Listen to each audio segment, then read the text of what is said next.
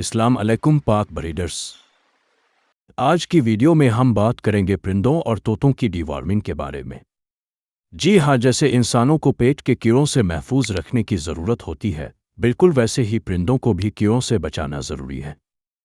अगर आप चाहते हैं कि आपके प्यारे परिंदे और तोते सेहतमंद रहें और उन्हें कीड़ों की वजह से मसाइल का सामना न करना पड़े, तो ये वीडियो आपके लिए है। हो चाहे परिंदे या जानवर का सौदा अब सिर्फ पाक ब्रीडर्स पे होगा। अगर आपको परिंदों की सेहत से मुताल्लिक अहम मालूमात जानने का शौक है, तो जल्दी से हमारे चैनल को सब्सक्राइब करें ताकि आप कोई भी अपडेट मिस न करें।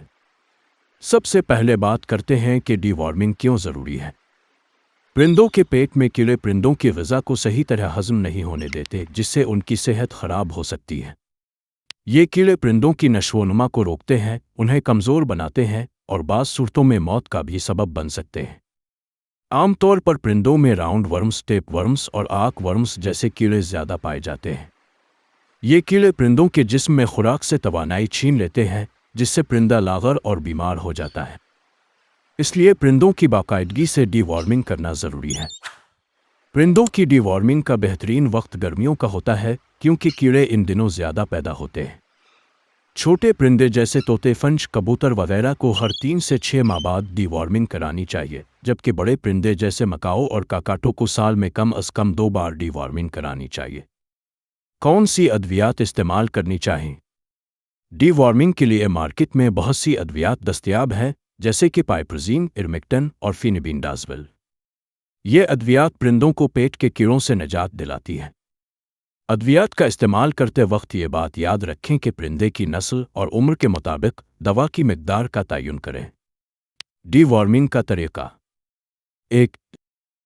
दवा को परिंदे की खुराक में मिक्स करें या पीने के पानी में डालें। 2. परिंदे को दवा देते वक्त ख्याल रखें कि वो मुकम्मल तौर पर दवा पिए या खाए। 3.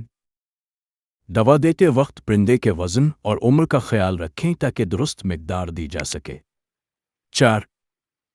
अगर आपको दवा के इस्तेमाल में कोई मुश्किल हो तो अपने वेटरनरी डॉक्टर से मशवरा करें। इसके अलावा लोग अक्सर ये भी पूछते हैं कि डिवॉर्मिंग के बाद क्या एहतियात करनी चाहिए। डिवॉर्मिंग के बाद परिंदे को साफ सुथरा माहौल मुहैया करें। इसके पिंजरे की सफाई का खास ख्याल रखें ताकि दोबारा कीड़े ना लग सके। परिंदे की ग़िज़ा और पानी हमेशा साफ और ताज़ा दें।